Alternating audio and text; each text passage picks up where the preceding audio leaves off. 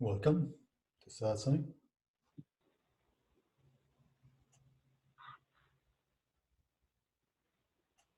The spiritual path, generally speaking, involves a seeker and something self. Then we seek till we find something and end up realizing that what it is we're finding is temporary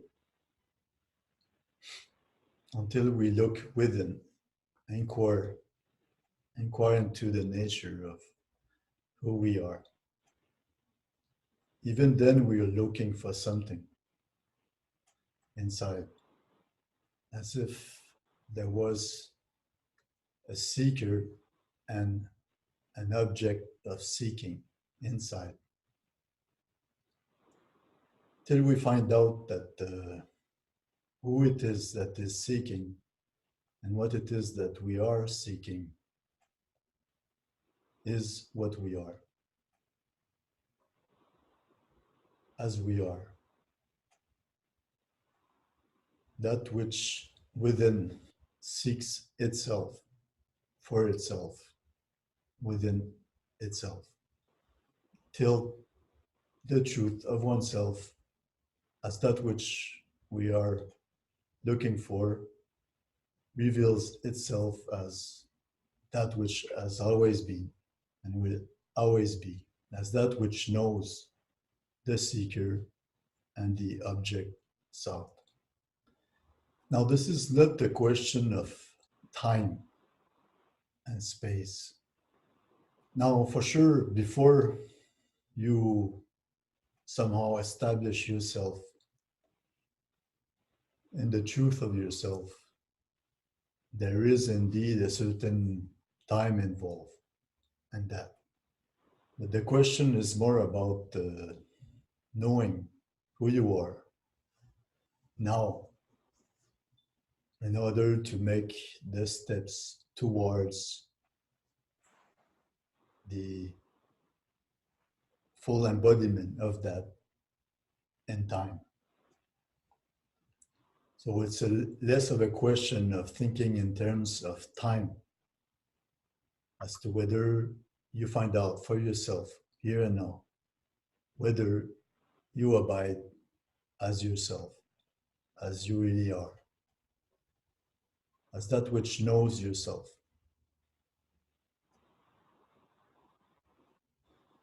That is what makes the difference. For what brings about the possibility of embodiment is grace alone. Nothing an individual can really do in that regard. The individual cannot seek grace, although it can look at itself and empty itself of everything it is not. Then and only then may grace fill your being. Only then may life as a whole flow through, therefore allowing an embodiment of this wholeness to take place in your experience. And it is something that can be somehow experienced in the moment. Now, of course, even if you experience it in the moment, it doesn't mean it's going to last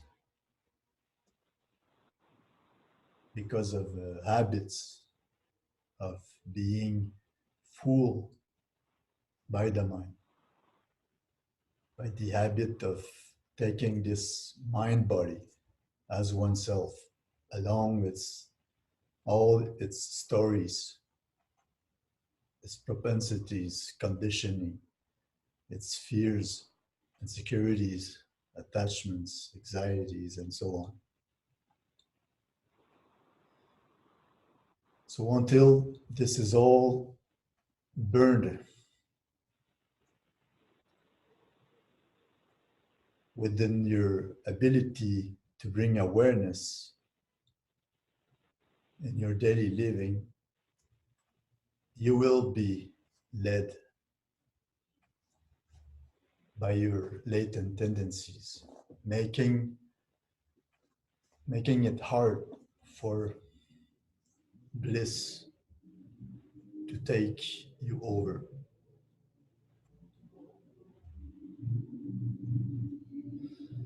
And yet, it is not that you need to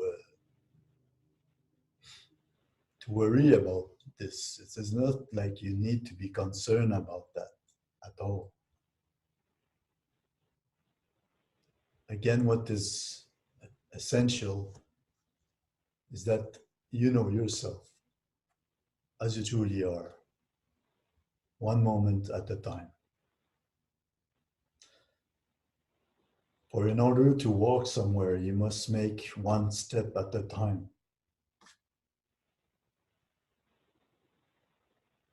Similarly, to know yourself, you must abide as yourself, moment by moment. Then you are moving somewhere. Then you are allowing the possibility for grace to take you over, all the while purifying yourself of all false identities, of all patterns of mind, in order to remain free. In such freedom that there remains only the act of grace alone.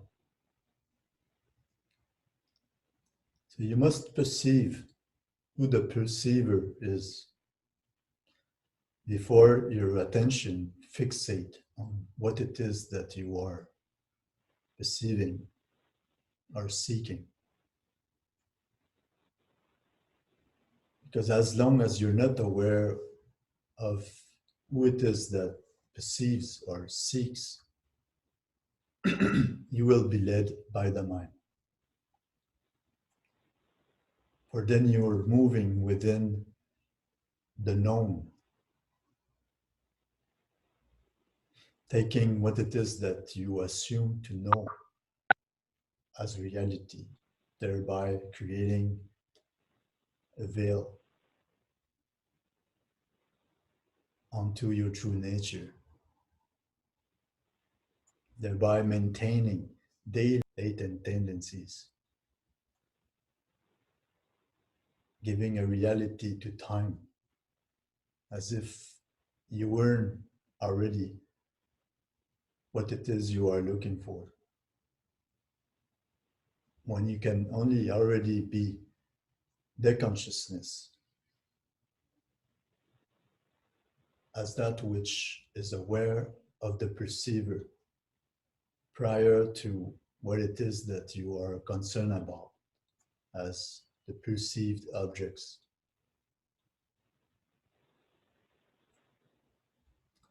So when you go within the perceiver, the seekers,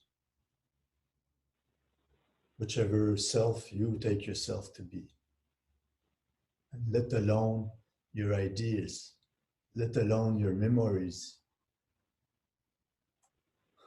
leave alone all notions of the future, you enter a space, an empty space, out of which you are aware, aware of whoever you've taken yourself to be.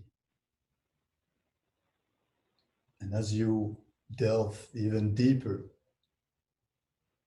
you realize that you are also the awareness, aware of the space. So awareness alone remains the permanency found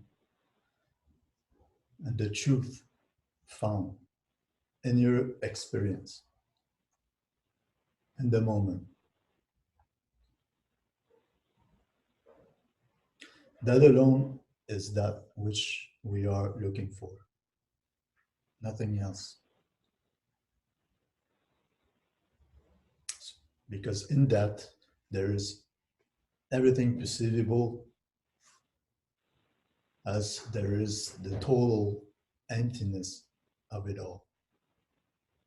Therefore, it is itself everything and nothing. It is itself the source, the beginning, and the ending of everything. Therefore, you are that. Everything is that.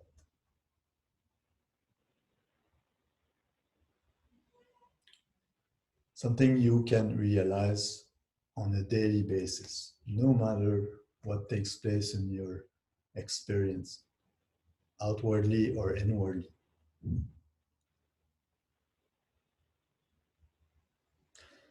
It's only because you let everything inside and outside need your attention that you come to veil that reality. So you bring your attention inward,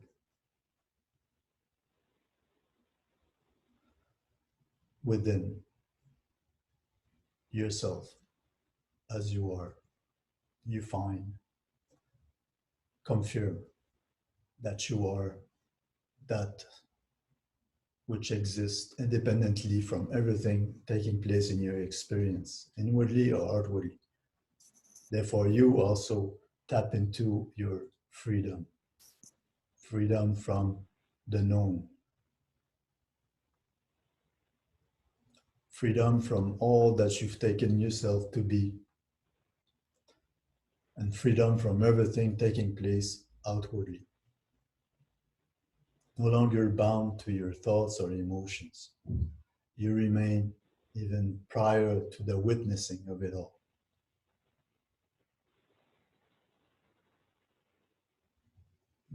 So, witnessing it all may be the first step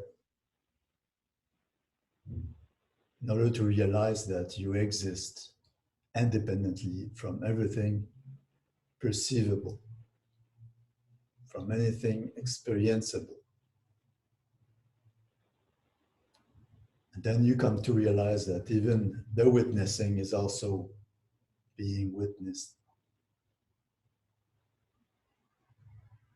and that you are also that.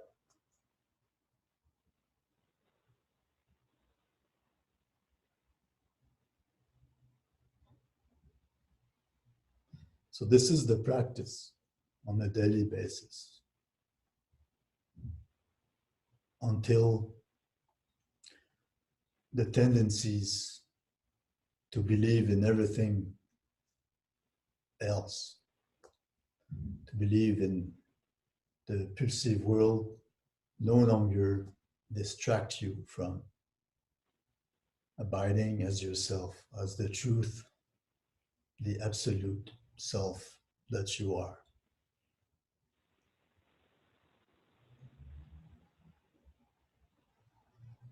Then one can talk about the embodiment of the self, because then there remains only the self as the reality of it all. So the self with a big S witnesses the witnessing. When there's no longer a body and mind, like death as we normally think of it, the big self is still aware of that, even though there's not a brain and a body to experience the awareness. Absolutely. Does that make sense? Yeah. Yes. The self does not need a body mind to know itself, to be aware of itself. No. For the mind body only exists because there is a perceiver of it. If you recognize that as awareness, you exist prior to the mind body, then that awareness is what reveals itself as reality, as that which remains, regardless of whether there is a mind and body.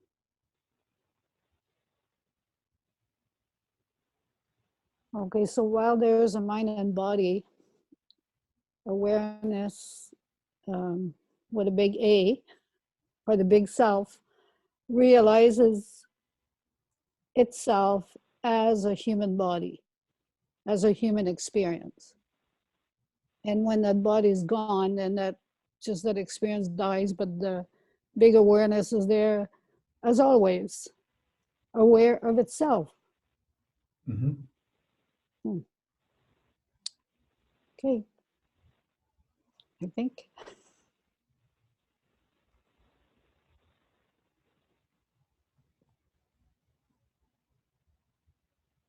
But that does not discard the phenomenon of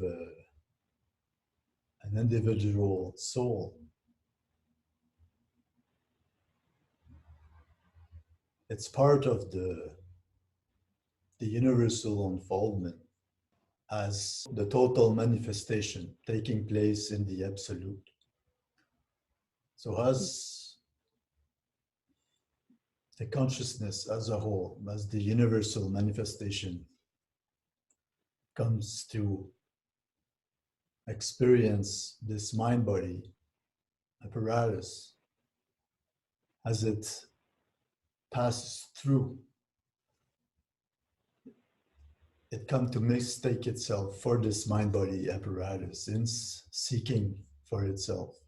Before it returns to itself and know itself as what it truly is, it goes through the seeking on the individual level. So it looks outside of itself, using its own mind body functioning, only to realize its limitations. And so it goes deeper within at its source.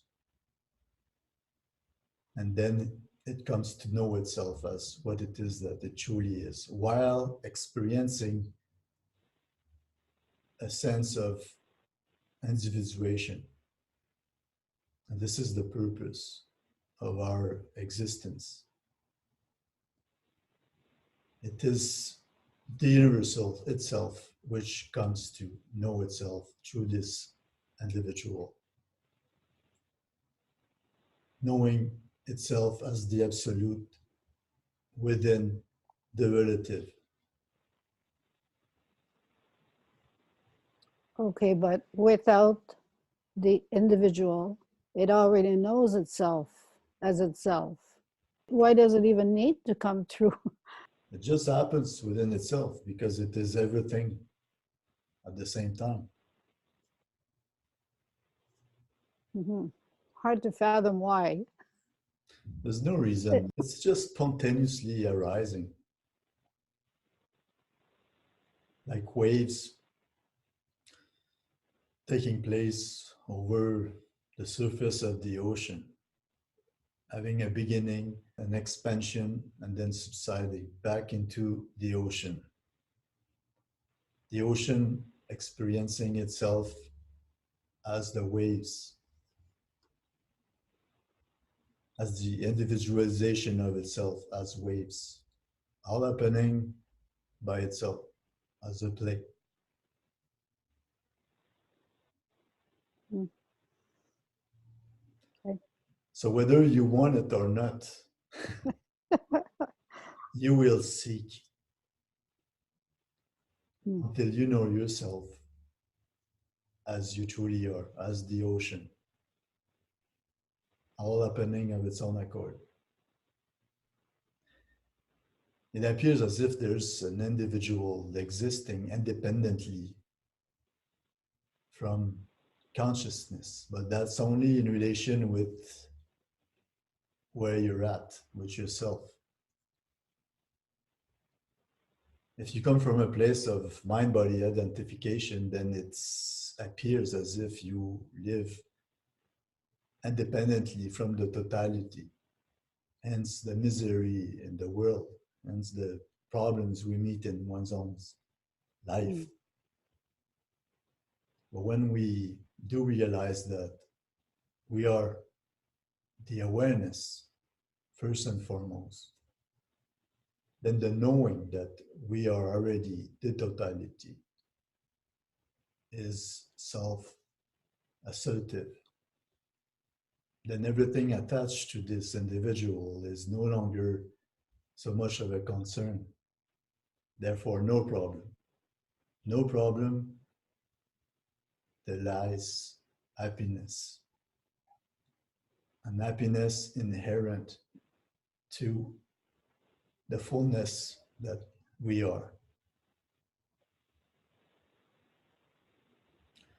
So you may say that is the purpose on an individual level until it is factually directly realized on a daily basis that everything is just appearing, coming and going, and that you remain that which witnesses all coming and going and abide as that awareness. Then you come to realize that even the idea of having lived apart from your true nature has only been a misunderstanding, a misperception, misidentification with the mind body functioning alone. Is it only a matter of willpower as to how much we stay in awareness of our true nature as we go about our lives? Is it just a matter of willpower, or Yes, question of attention until it is revealed factually that all there has ever been is the play of consciousness as a whole, and that you've always been that which you have been looking for, just have looked in the wrong direction.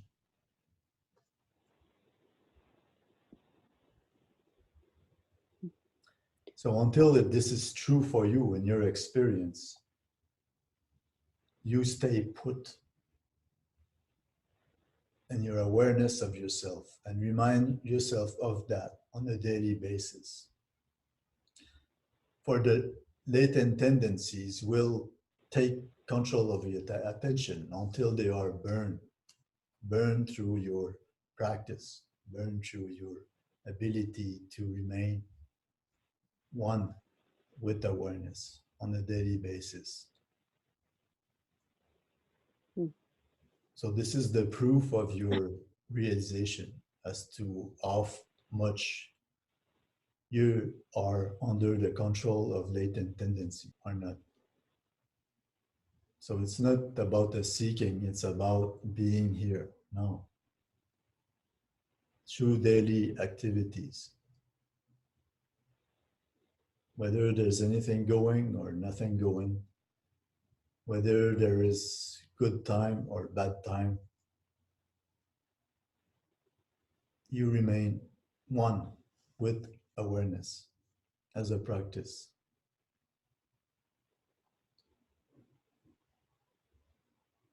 The thing is, from the place of mind body, we look at awareness as another object. And then we expect that we get some experiences and ultimately lasting experiences for what we call oneself as this mind body. And this is why we don't necessarily go anywhere. The less you are concerned about yourself as the self that looks for experiences, the more you can recognize that you are abiding as the truth of yourself more and more. Does that make sense? Yes. I don't feel particularly that I'm looking for experiences. It was so in the past, but I'm finding that I almost want to back out of involvement with society because I lose my awareness. Because of habit, I just get into mind stuff and ego stuff, or rejection, or being drawn into things. Either I reject things or I get drawn into them. So sometimes I feel like in order to deepen my practice, I just need to stay away from everyone and everything. And that's probably not very healthy. But What do you think? sometimes it's good to do that. But Hmm. the main thing is you must understand that what it is you perceive of the world is also how you fixate on certain perceptions. Mm-hmm. So trace your way back to what's true, as opposed to hanging on to all your perceptions, which are all your own. And to recognize that. So if you come to recognize that all your perceptions are your own, along which you create all your experiences or even your state of mind, then of course you will be more light about it. Not let them all go, all your perceptions, Hmm. and remain in your natural state, as pure awareness. So it will be really hard for me to go on Twitter and Facebook then, No, eh? And not have any kind of comments. No? no, I can still do it in awareness. of course. Awareness is not touched by whatever takes place on the surface. For everything taking place on the surface will come and go. It's how Okay. you invest a sense of self into what it is that you perceive that creates the difficulty. Mm-hmm. I guess I am quite invested when I have opinions. Yes. Okay. I understand. Thank you.